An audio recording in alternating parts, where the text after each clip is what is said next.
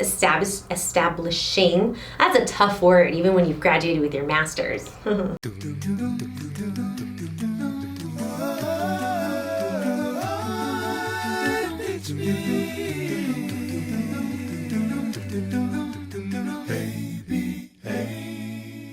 Hi everybody, this is Brittany from Teach Me ABA, and I'm so excited to be back. We had a little bit of a hiatus. I'm so sorry. Life got busy for all of us, as you may know.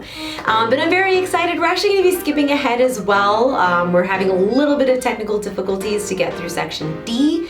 But no worries, because Megan is on it, and she is going to be covering section D of the task list.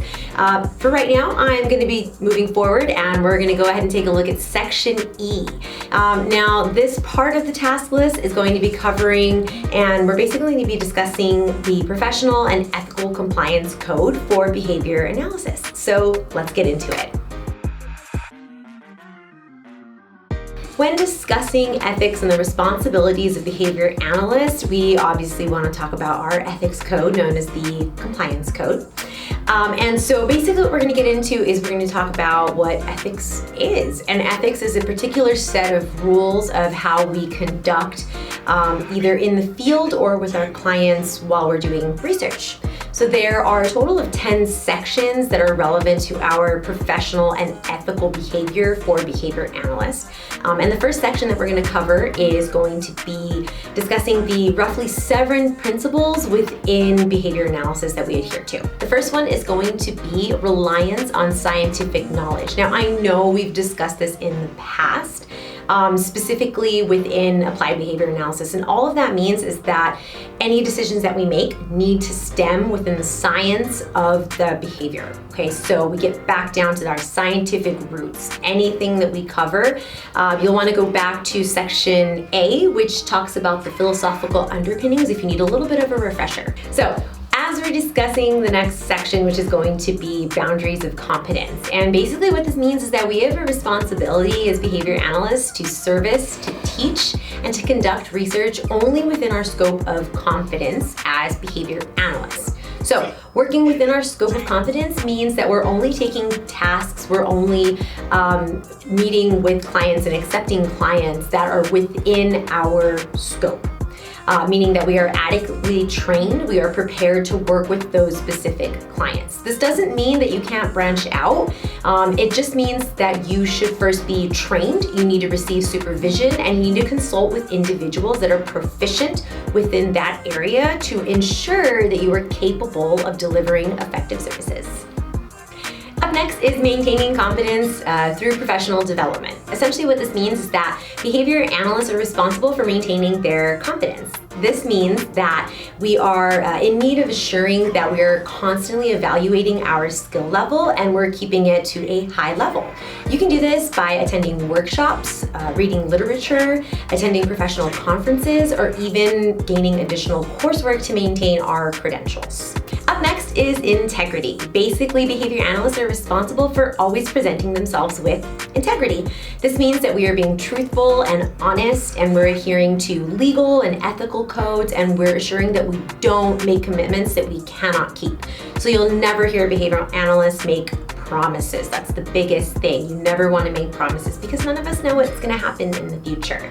And basically this helps maintain not only our own reputation, but the reputation of behavior analysts within the scope of this professional field. Now, up next is professional and scientific relationships. What this means is that we can only provide services within the context of having an established role as a professional or a scientist, and meaning that we can't just implement ABA strategies.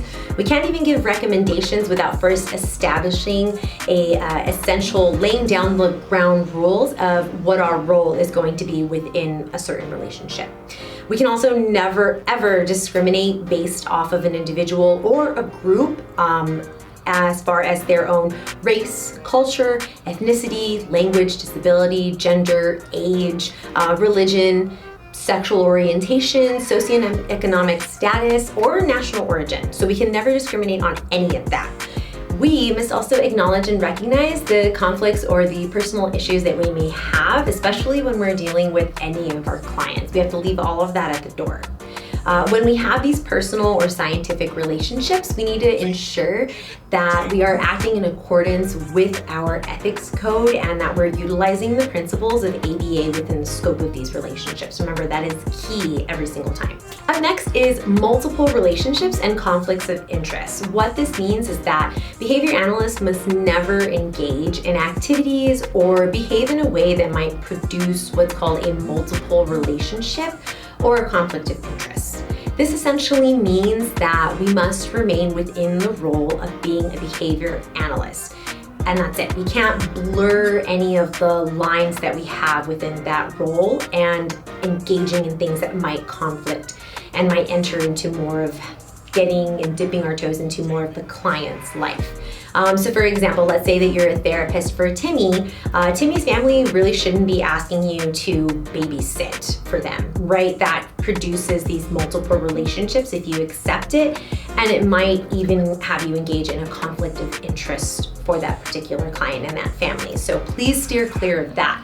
One essential thing is that you actually can never really accept gifts. I know that currently the compliance code actually changed it a little bit, but we shouldn't ever really be accepting gifts. If it's a gift under $10, that's okay. But either way, myself as a program manager, I usually tell my therapist, please try to just very nicely say, I'm very sorry, I can't accept these gifts. Now, another important type of relationship is an exploitative relationship. And what we mean by that is that behavior analysts must never exploit any individual that they supervise, that they evaluate, that they have any sort of authority over.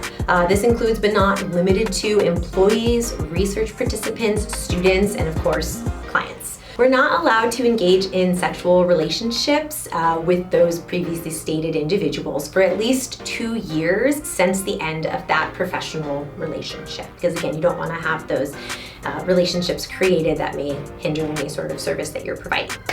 Also, we're not allowed to barter for services unless it's otherwise stated and it's written as a formal agreement. The only time that it's actually acceptable for you to barter with a client or a supervisee is that if it's customary within the community that you are servicing.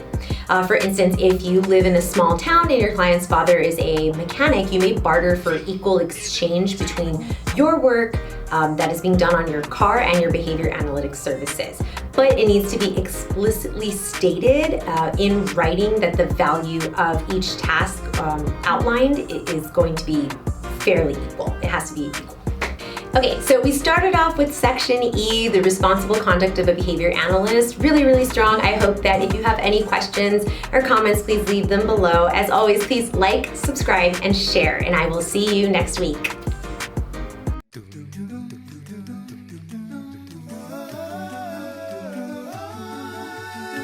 To me.